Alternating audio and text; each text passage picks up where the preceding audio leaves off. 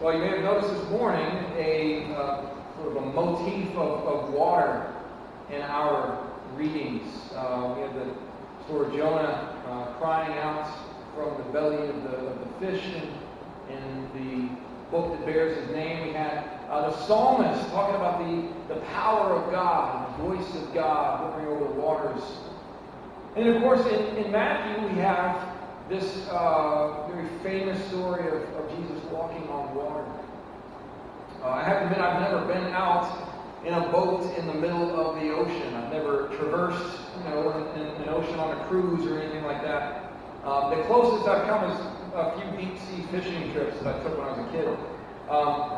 Jessica and I want to plan for a cruise at some point in the future, but as of right now, I've never experienced the awe and the occasional terror of the vast open sea.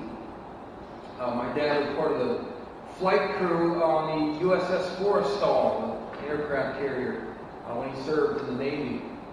And he used to tell me stories of waves so high that they would crash on the deck of this massive ship. Of course, aircraft carriers can be, 1,000 feet long and as much as 250 feet wide. And many of them will sit up, several stories high above the water.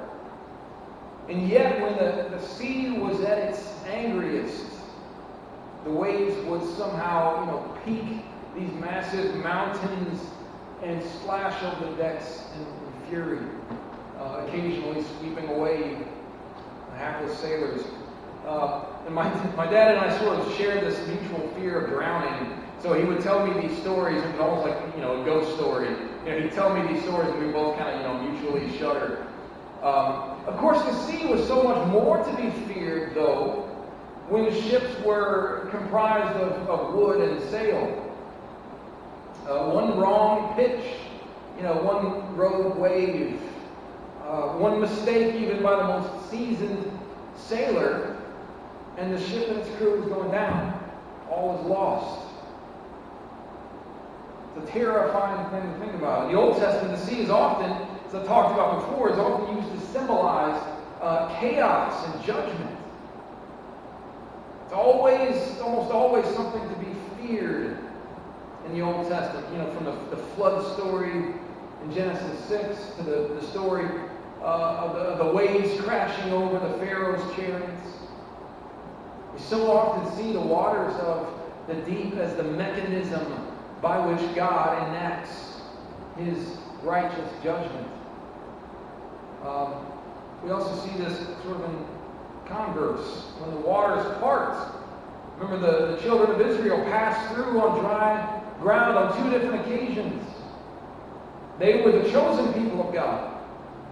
And His wrath would part, and His mercy would allow them to traverse on dry ground. So we see waters destroy the ungodly. We see water miraculously part and flee from the righteous. Our gospel story brings us to the shores of an especially significant body of water in the New Testament, the Sea of Galilee. Of course, this isn't an ocean or a sea in true sense. It's a freshwater lake. But by the first century, there was a thriving group of fishing villages that dotted the shoreline of this lake. And much of Jesus' ministry takes place in this vicinity. Not, in Jerusalem, although He's there some, but in Galilee is where the bulk of his work is done. In fact, by the 2nd century A.D., this area would be the center of Jewish life. After the Jews get expelled from Jerusalem, the riots and the uprisings that happen in the late 1st and early 2nd century, it's around Galilee that the Jews kind of plant themselves once more, and that becomes kind of the thriving area of Jewish thought. But again, much of Jesus' ministry takes place along the coast of this body of water. I don't know if you remember last week, but at the beginning of Matthew 14, we saw, the miraculous story of Jesus multiplying the bread and the fish, feeding the people. But at the beginning of that story, we saw Jesus trying to get away, trying to get alone. Jesus was dealing with the death of John the Baptist, his cousin.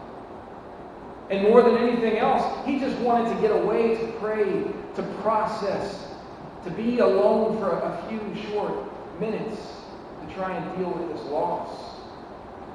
So again, the crowd finds him, though. The crowd seeks him out, and he has compassion on them. He heals their sick and gives them a pretty nice dinner at the end of the day. But we see in the narrative that Jesus once again is seeking refuge and some time away from the crowds.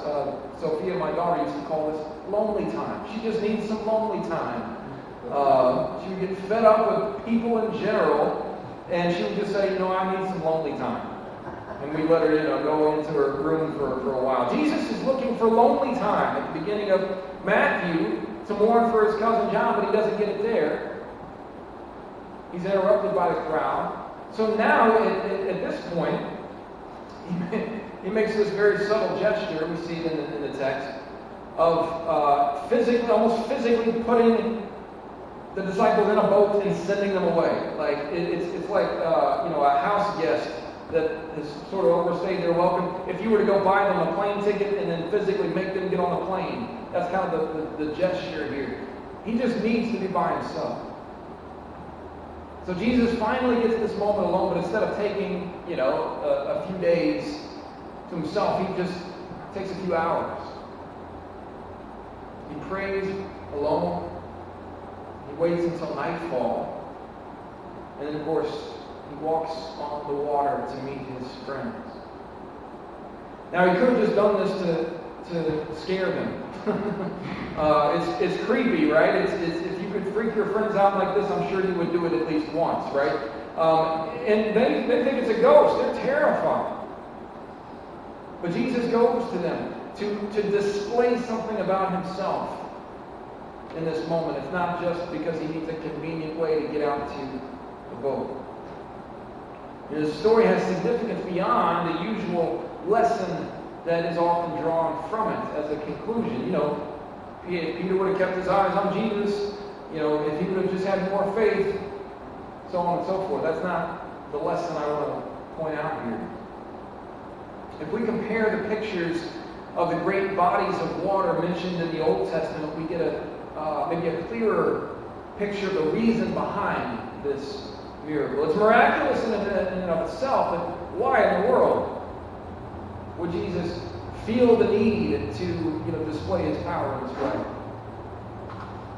Jesus has total control of the natural elements, but he also isn't subject to the wrathful judgment that we often see represented in the Old Testament stories. He's sinless.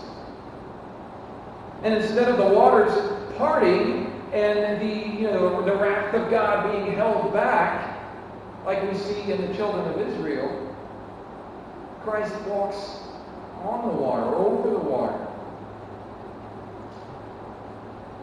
Jesus walking on the water, of course, symbolizes his ultimate control, God's ultimate control over these natural elements. The chaos of the wind and the sea, they don't affect Jesus because he controls them. But ultimately, it shows us the pure and sinless nature of Christ. If we juxtapose those Old Testament pictures of water coming in judgment, drowning the ungodly, Jesus is above it because he is sinless. Of course, he would later take on the judgment of sinners on the cross. He would be baptized in the waters of judgment, but not because he deserved it, because he was a willing vessel, and willingly choosing to bear the brunt of sin and judgment on our behalf.